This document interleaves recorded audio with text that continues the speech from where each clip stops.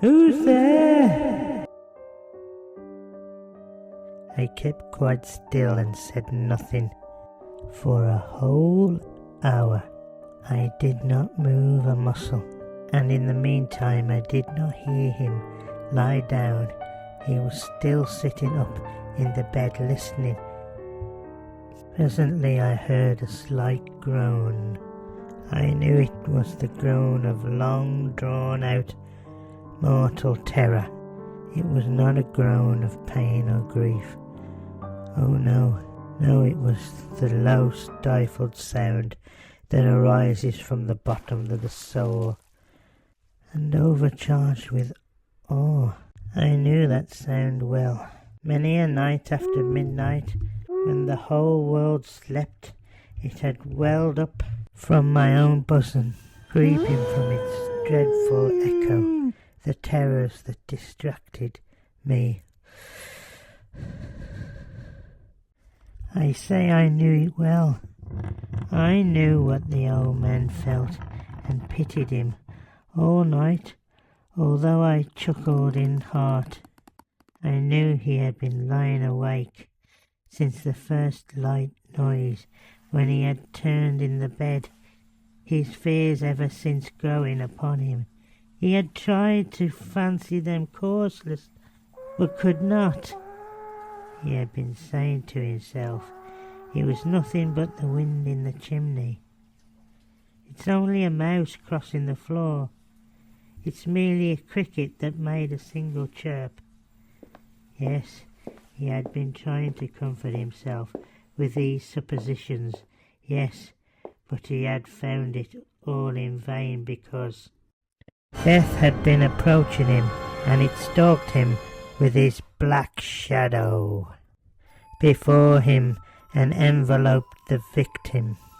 He felt the presence of my head within the room. I had waited a long time, very patiently, without hearing him lie down.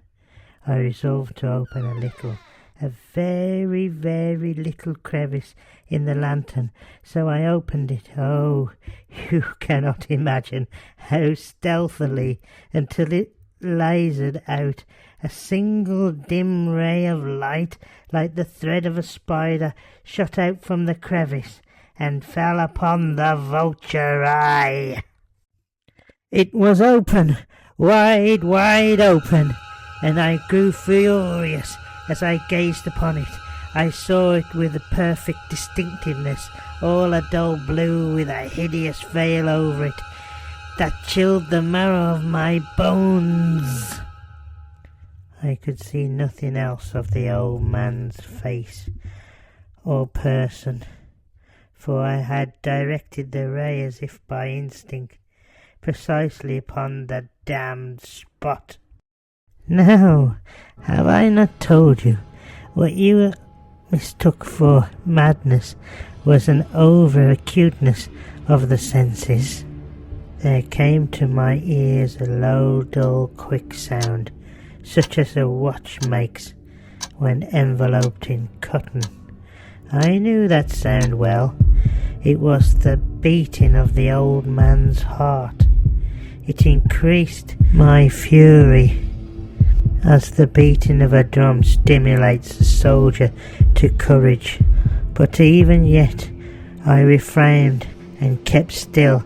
I scarcely breathed in time with the hellish tattoo of the heart increased. It grew quicker and quicker and louder. Every instant the old man's terror must have been extreme. It grew louder, I say, louder. Every moment. You mark me well. I have told you that I am nervous. So I am. And now it's the dead hour of the night, and beneath the dreadful silence this old house, so a stranger noise as this excited me to uncontrollable depths. Yet for some minutes longer I refrained and stood still, but the beating grew louder and louder. I thought the heart would burst, But now anxiety seized me that the sound would be heard by a neighbour. The old man's hour had come. With a loud yell I threw the lantern and leapt into the room.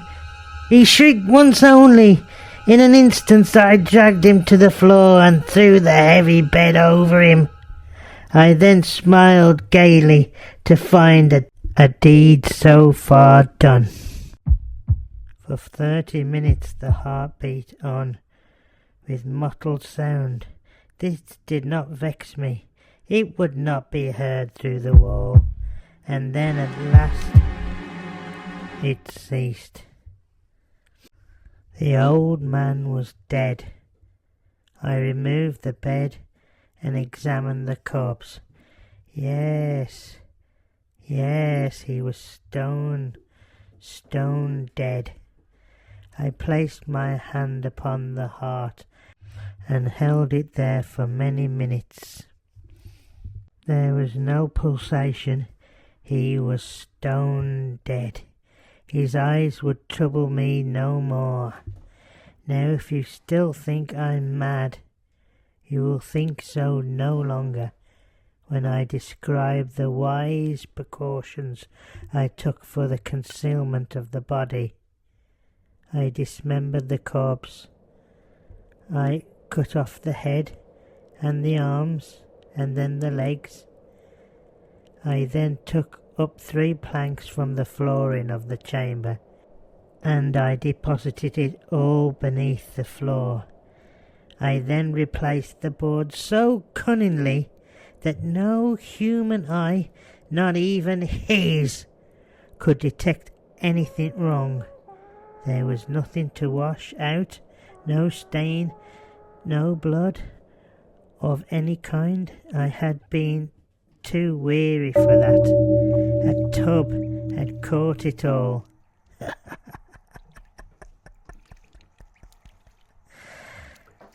And then when I had made an end to those labours, it was 4 o'clock, still as dark as midnight. And then there was a bell that sounded, and a knocking coming at the street door. I went down to open with a light heart, for what had I now to fear? There entered 3 men who introduced themselves with perfect suavity as officers of the police. Shriek had been heard by a neighbour during the night. Suspicion of foul play had been aroused, and then the officers had been dispatched to search the premises. I smiled, for what had I to fear? I bade everyone welcome. The shriek, I said, was my own in a dream. The old man I mentioned was absent in the country. I took my visitors all over the house, and I bade them search and search well. I led them at length to his chamber.